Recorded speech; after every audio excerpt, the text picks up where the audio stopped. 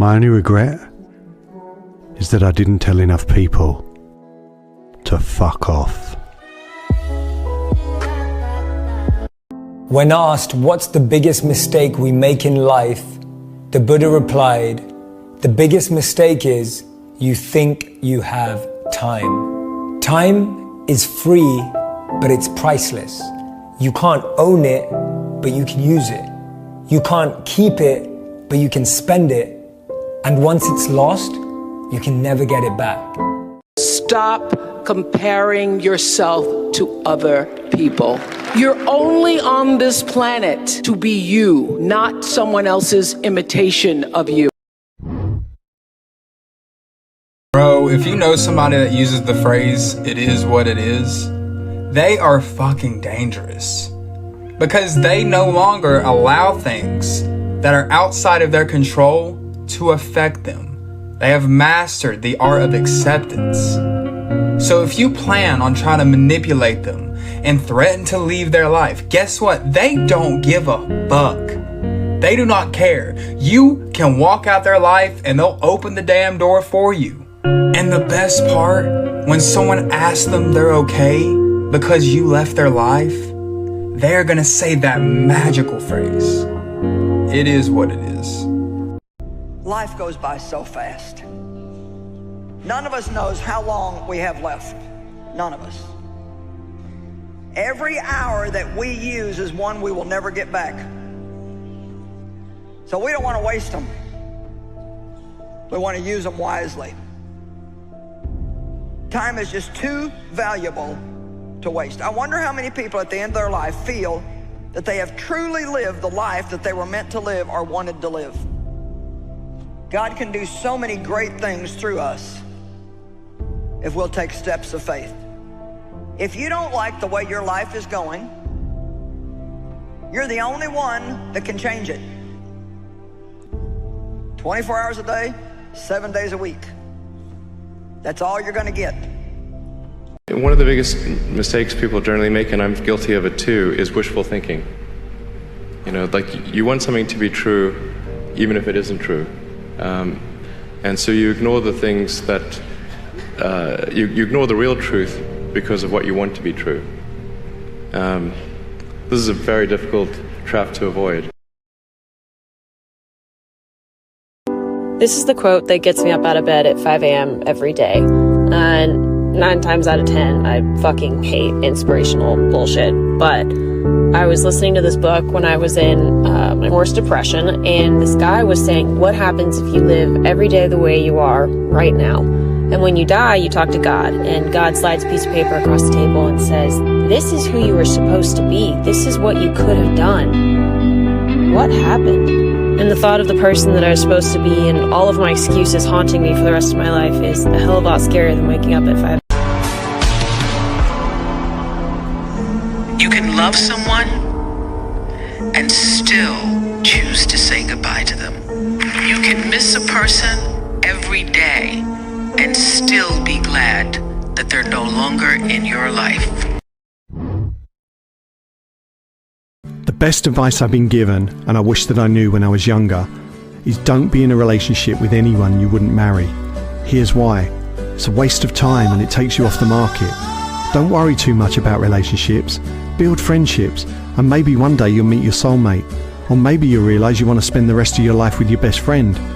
Your life should not be spent on trying to fall in love or having to worry about a partner.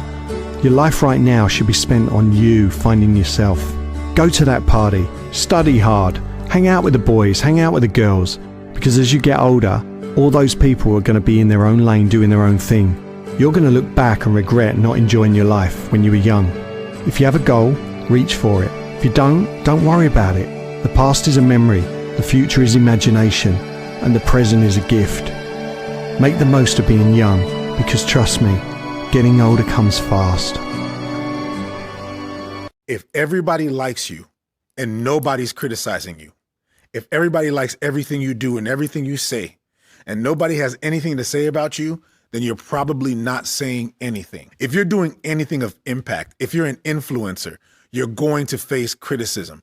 People are going to talk about you. People are going to have things to say about you. People are going to have negative statements about you. People are going to say stuff about you that you're like, I don't even know why. People are going to hate. People just hate. That's what they do. They hate people who are doing something of substance. So if you're not ready for criticism, then you're probably not ready for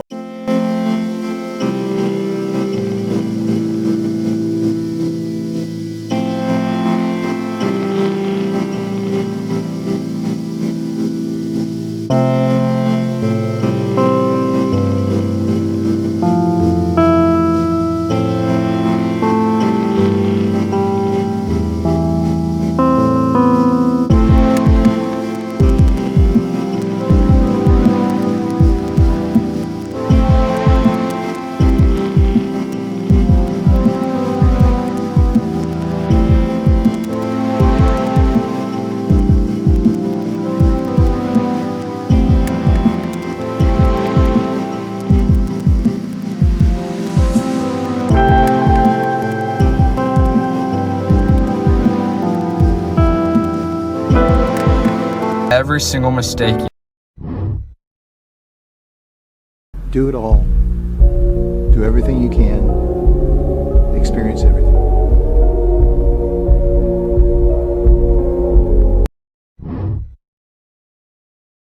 I promise you, swear.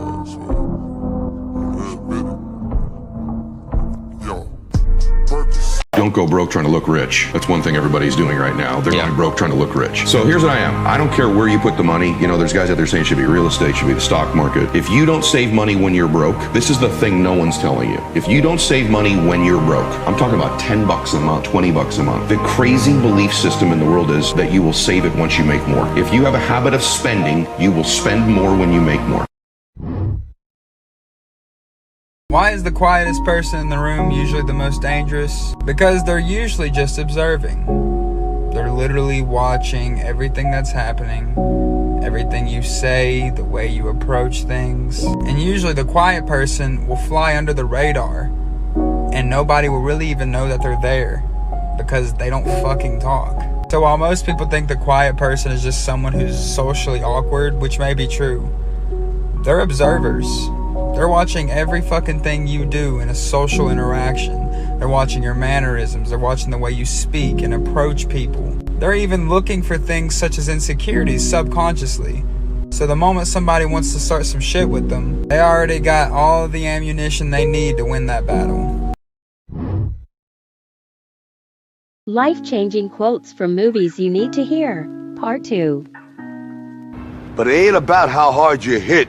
It's about how hard you can get hit and keep moving forward. How much you can take and keep moving forward. That's how winning is done.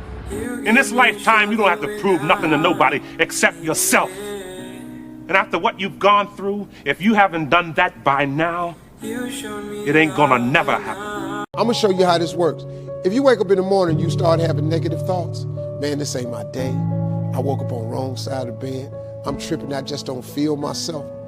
Every time you feel, in the middle of the day, if you feel yourself doing that, stop. Just stop for a second. And start going over in your mind everything you have to be grateful for. Not everything you want. Everything you already have. Because what you have is substantial. You just haven't gone over the list and taken inventory in a long time. But the fact that you can walk, that's a blessing. The fact that you woke up, that's another blessing. The fact that you can see, think, reason, that's another blessing. The fact that you can go somewhere and get yourself something to eat, that's another blessing. The fact that you can go and turn the key and call someplace home, that's another blessing. The ability to dream is a blessing. The fact that you have an opportunity to get it right is another blessing. The fact that you're beautiful, that's another blessing. Think of it like this. You are always one decision away from a totally different life. Keep your head up, be strong. Don't get emotional. It's a scientific fact that the hormones of stress downregulate genes and create disease, long-term effects. Human beings, because of the size of the neocortex, we can turn on the stress response just by thought alone. We can think about our problems and turn on those chemicals. That means then our thoughts could make us sick.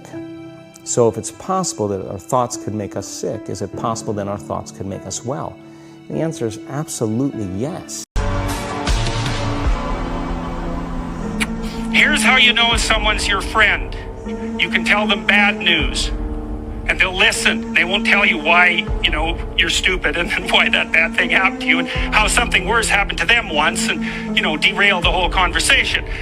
You can actually tell them bad news and they'll listen. So that's a good thing. And then this is a weirder thing.